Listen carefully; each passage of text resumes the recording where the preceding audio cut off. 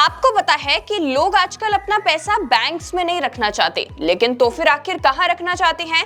तो देखिए, लोग आजकल अपने पैसे को सेविंग्स अकाउंट में रखने की बजाय उसे म्यूचुअल फंड्स या फिर अदर इन्वेस्टमेंट ऑप्शंस में इन्वेस्ट करने में ज्यादा दिलचस्पी दिखाते हैं। और ये मैं नहीं कह रही हूं, ये कहना है आरबीआई गवर्नर शक्तिकांता दास का।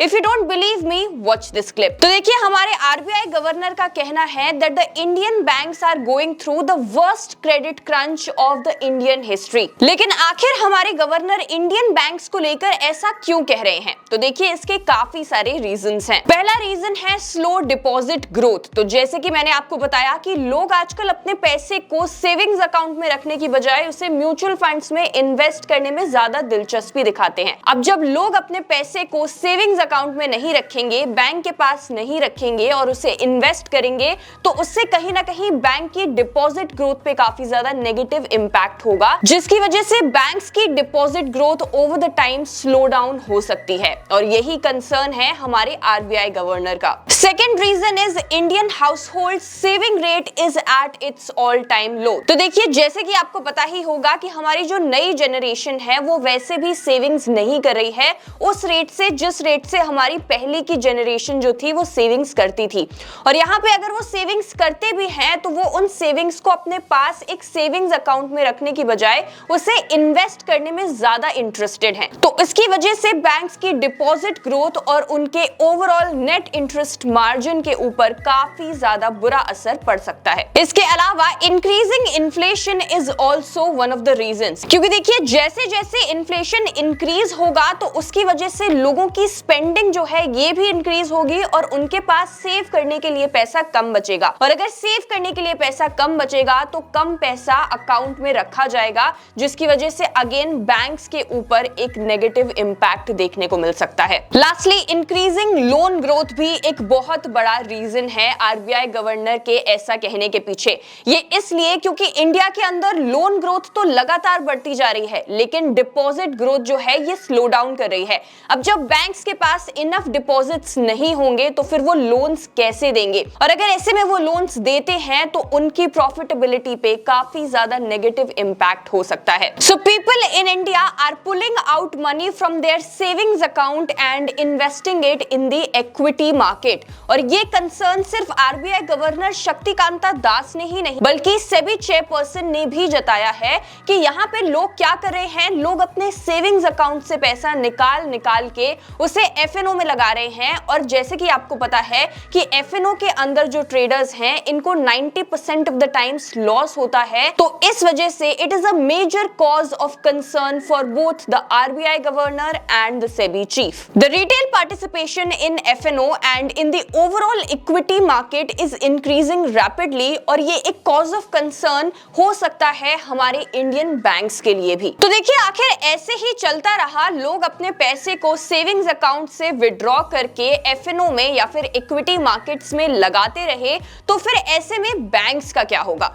तो देखिए, क्योंकि बैंक्स जो प्रॉफिट कमाते हैं वो कहीं ना कहीं तब कमाते हैं जब उनके पास डिपॉजिट्स आते हैं और वो उन डिपॉजिट्स को आगे लेंट आउट करते हैं। अब यहाँ पे जो लोन ग्रोथ है वो तो इंक्रीज करती जा रही है, लोगों को ज्यादा से ज्यादा लोन्स चाहिए, लेकिन अगर बैंक्स के पास सफिशिएंट डिपॉजिट्स ही नहीं होंगे तो वो लोन्स कैसे दे पाएंगी? और अगर अपना पैसा बैंक्स में डिपॉजिट करने की बजाय लोग उसे म्यूचुअल फंड में इन्वेस्ट करेंगे तो ऐसे में हमारी बैंक सर्वाइव कैसे करेंगी? तो देखिए, ये एक बहुत बड़ा सवाल है और आज के वीडियो में हम डिटेल में डिस्कस करेंगे कि ऐसी सिचुएशन के अंदर आखिर बैंक्स क्या करेंगी। क्या वो अपने मैकेनिज्म को बदलेंगी या फिर अगर ऐसे ही चलता रहा then how are they going to survive? So do not forget to watch this video till the end. और अगर आपने अभी तक हमारे चैनल को सब्सक्राइब नहीं किया है देन हाय एवरीवन, अगर आपको स्टॉक मार्केट और फाइनेंस रिलेटेड वीडियोस देखना पसंद है तो आप हमारे चैनल को सब्सक्राइब कर सकते हैं, बेल आइकन को भी प्रेस कर दीजिएगा ताकि ऐसी और वीडियोस को आप बिल्कुल भी मिस ना करें। और अगर आप इन्वेस्टमेंट करना चाहते हैं लेकिन आपके पास डीमैट अकाउंट नहीं है तो डिस्क्रिप्शन में लिंक दिया गया है, आप जाकर वहां से फ्री में अपना डीमैट अकाउंट ओपन करवा सकते हैं। अब देखिए, in order to understand this whole situation हमें सबसे पहले ये समझने की जरूरत होगी कि आखिर हमारी बैंक्स पैसा कमाती कैसे हैं। तो देखिए, बैंक्स जो पैसा कमाती हैं ये कमाती हैं थ्रू इंटरेस्ट स्प्रेड, जिसे हम फाइनेंशियल लैंग्वेज में नेट इंटरेस्ट मार्जिन भी कहते हैं। तो होता क्या है, देखिए, बैंक्स के पास डिपॉजिट्स आते हैं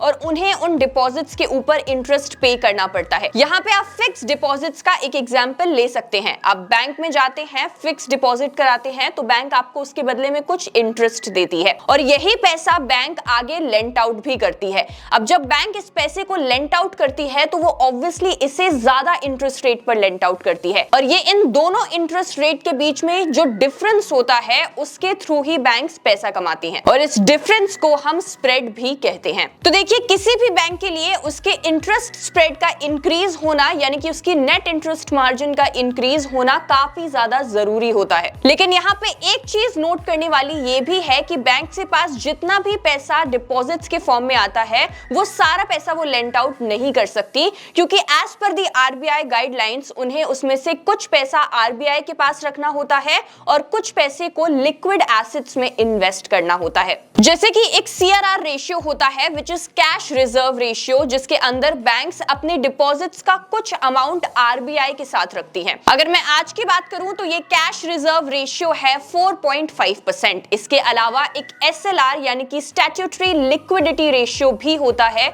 जिसके अंदर बैंक्स अपने डिपॉजिट का कुछ परसेंटेज लिक्विड एसेट्स में इन्वेस्ट करती हैं। अगर मैं आज की बात करूं तो ये जो रेशियो है इट इज 18%। अब देखिए, बैंक्स के अंदर जो डिपॉजिट्स आते हैं उन्हें भी दो कैटेगरी में डिवाइड किया जाता है। पहले जो डिपॉजिट्स हैं इन्हें कासा बोलते हैं which is current account and saving account, और दूसरे जो डिपॉजिट्स होते हैं ये होते हैं फिक्स्ड डिपॉजिट्स या फिर अदर डिपॉजिट्स, जिसके अंदर हम रिकरिंग डिपॉजिट को ले सकते हैं। तो देखिए, अगर मैं कासा की बात करूं यानी कि करंट अकाउंट और सेविंग्स अकाउंट, तो देखिए यहाँ पे बैंक्स का कासा रेशियो जितना ज्यादा होता है उतना अच्छा होता है बैंक्स के लिए, क्योंकि उन्हें करंट अकाउंट और सेविंग्स अकाउंट पे सबसे कम इंटरेस्ट देना पड़ता है। वहीं अगर मैं दूसरी कैटेगरी की बात करूं जिसके अंदर फिक्स्ड डिपॉजिट और रिकरिंग डिपॉजिट्स जैसे डिपॉजिट्स आते हैं, तो इनके ऊपर बैंक्स को थोड़ा सा ज्यादा इंटरेस्ट देना पड़ता है। तो अगर किसी बैंक को प्रॉफिटेबल होना है तो उसके लिए कासा रेशियो का इंक्रीज करना काफी ज्यादा इंपॉर्टेंट है। अब देखिए, कासा रेशियो तो तभी इंक्रीज होगा जब लोग अपने पैसे को सेविंग्स अकाउंट में रखेंगे,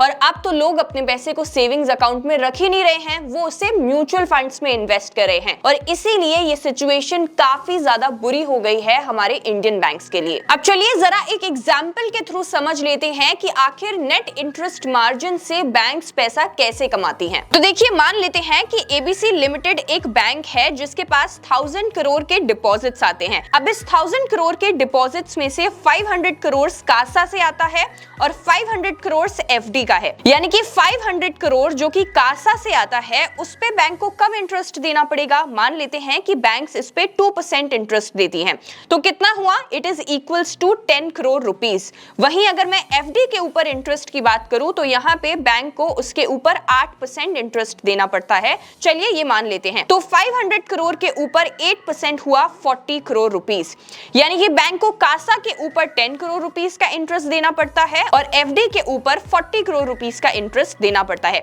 चलिए इसे ऐड कर लेते हैं विच इज 50 करोड़ रुपीस। अब देखिए, जैसे कि मैंने आपको बताया कि बैंक्स अपने डिपॉजिट्स को पूरी तरीके से लेंट आउट नहीं कर सकती, वो सिर्फ 77.5% ही मनी लेंट आउट कर सकती हैं।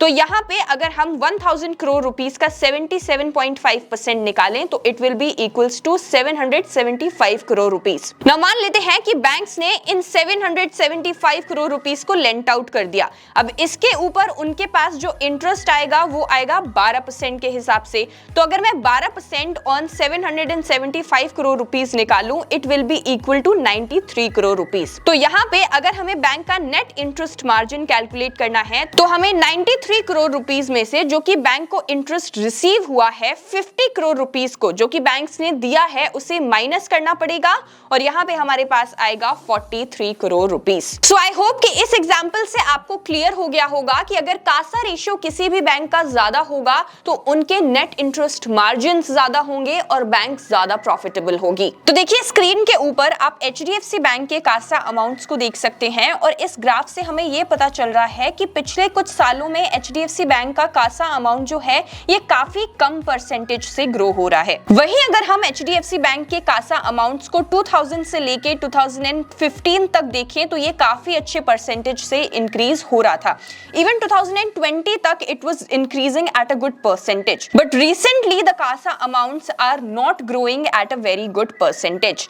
नॉट जस्ट HDFC बैंक, आप बाकी सारे बैंक्स को भी देख सकते हो यहाँ पे। अगर मैं पंजाब नेशनल बैंक की बात करूं या फिर बैंक ऑफ बड़ौदा की बात करूं, ICICI बैंक की बात करूं या SBI की बात करूं, तो यहाँ पे इनका जो कासा अमाउंट है ये भी पहले जिस परसेंटेज से ग्रो हो रहा था अब उस परसेंटेज से ग्रो नहीं हो रहा है। सो इससे एक चीज काफी ज्यादा क्लियर हो जाती है कि पहले जितना लोग बैंक्स में डिपॉजिट कर रहे थे अब उतना बैंक्स में लोग डिपॉजिट्स नहीं कर रहे हैं, और इसीलिए बैंक्स का जो कासा अमाउंट है ये रिसेंट ईयर्स के अंदर स्लो डाउन होता हुआ दिख रहा है। अब देखिए मुद्दा ये है कि अगर लोग डिपॉजिट्स के फॉर्म में पैसा बैंक्स में नहीं रख रहे हैं तो आखिर उनका पैसा जा कहां रहा है? तो देखिए वो अपने पैसे को इक्विटी मार्केट्स के अंदर लगा रहे हैं, और इससे हम नंबर ऑफ डीमैट अकाउंट्स की ग्रोथ से क्लियरली समझ सकते हैं। So you can see in this graph the growth of demat accounts in India from 2000 to 2024। यहाँ पे आप देख सकते हैं कि 2015 के अंदर इंडिया में 2 करोड़ डीमैट अकाउंट्स थे, जो कि 2024 के अंदर 15 करोड़ हो चुके हैं। So the rising number of demat accounts in India clearly indicate कि लोग अब अपना पैसा इक्विटी मार्केट्स में लगाने में ज्यादा इंटरेस्टेड हैं। अब देखिए इसके अलावा बैंक्स की जो डिपॉजिट ग्रोथ है ये हो रही है 11.1% ईयर ऑन ईयर बेसिस पे। वहीं अगर मैं क्रेडिट ग्रोथ की इंडिया के अंदर बात करूं तो ये हो रही है 17.4% के बेसिस पे। तो देखिए बैंक के अंदर जो डिपॉजिट्स हैं उनकी ग्रोथ स्लो डाउन हो रही है, लेकिन इंडिया के अंदर लोन की जो ग्रोथ है ये काफी ज्यादा बढ़ रही है, लोग ज्यादा से ज्यादा लोन ले रहे हैं। अब कहीं ऐसा तो नहीं कि इसी वजह से गवर्नमेंट ने इस साल के बजट के अंदर कैपिटल गेन्स टैक्स को इंक्रीज कर दिया क्योंकि वो नहीं चाहते कि लोग अपने पैसे को इक्विटी मार्केट के अंदर इन्वेस्ट करें, क्योंकि देखिए लोग अपना पैसा बैंक डिपॉजिट से विड्रॉ करके उसे इक्विटी मार्केट में लगा रहे हैं, और अगर ऐसा ही चलता रहा तो बैंक के लिए ये एक सर्वाइवल थ्रेट बन जाएगा, और ऑब्वियसली हमारी गवर्नमेंट ऐसा नहीं चाहेगी। अब देखिए बैंकिंग इंडस्ट्री के अंदर आपने एक और टर्म सुना होगा जिसे कहते हैं मिनिमम मेंटेनेंस बैलेंस। ये एक ऐसा बैलेंस होता है जो मिनिमम आपको अपने अकाउंट के अंदर मेंटेन करना ही पड़ता है, और अगर आप ऐसा नहीं करते हैं तो बैंक आपके ऊपर एक पेनल्टी लगाती है। अब देखिए ये जो मिनिमम मेंटेनेंस बैलेंस होता है ये भी बैंक्स का एक मेजर रेवेन्यू सोर्स होता है, लेकिन अभी ऑपोजिशन ने इसे काफी ज्यादा क्रिटिसाइज किया है, और हो सकता है कि इसके ऊपर RBI कोई काफी स्ट्रिक्ट एक्शन ले और ये जो इनकम सोर्स है बैंक्स का ये भी बंद हो जाए। तो ये भी बैंक्स के लिए एक बुरी खबर है। अब बैंक्स के लिए इतनी सारी बुरी खबर है तो क्या हमारी बैंक्स बंद हो जाएंगी? तो देखिए ऐसा नहीं होगा, क्योंकि बैंक किसी भी इकोनॉमी की बैकबोन होती है, और ऑब्वियसली किसी भी इकोनॉमी के अंदर बैंक्स बंद हो जाएं ऐसा नहीं हो सकता। लेकिन ऐसे में बैंक्स को अपने मैकेनिज्म को चेंज करने की जरूरत होगी, क्योंकि इस तरीके से वो पैसा नहीं बना पाएंगे। और काफी ऐसी बैंक्स हैं जो डिजिटलाइजेशन के ऊपर फोकस कर रही हैं, क्योंकि उन्हें पता है कि आने वाले समय की यही नीड है।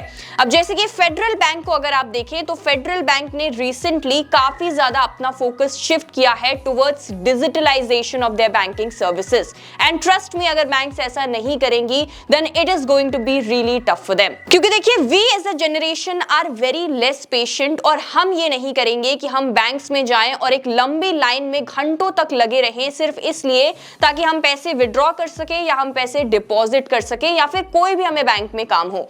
तो ऐसे में बैंक्स को अपनी सर्विसेज को डिजिटलाइज करना ही होगा, और साथ ही साथ अब बैंक्स को इस बारे में भी सोचना पड़ेगा कि किस तरीके से वो अपने इनकम सोर्स को चेंज कर सकते हैं, क्योंकि देखिए ये जो डिपॉजिट ग्रोथ्स हैं ये स्लो डाउन करेंगी, और ऐसे में बैंक सर्वाइव कैसे करेंगे this is up to them. अगर आपको वीडियो इन्फॉर्मेटिव लगा हो तो प्लीज इसे अपने फैमिली एंड फ्रेंड्स के साथ शेयर करना बिल्कुल मत भूलिएगा, और ऐसी और वीडियोस के लिए you can subscribe to our channel. Thank you so much for watching. I will see you in the next video.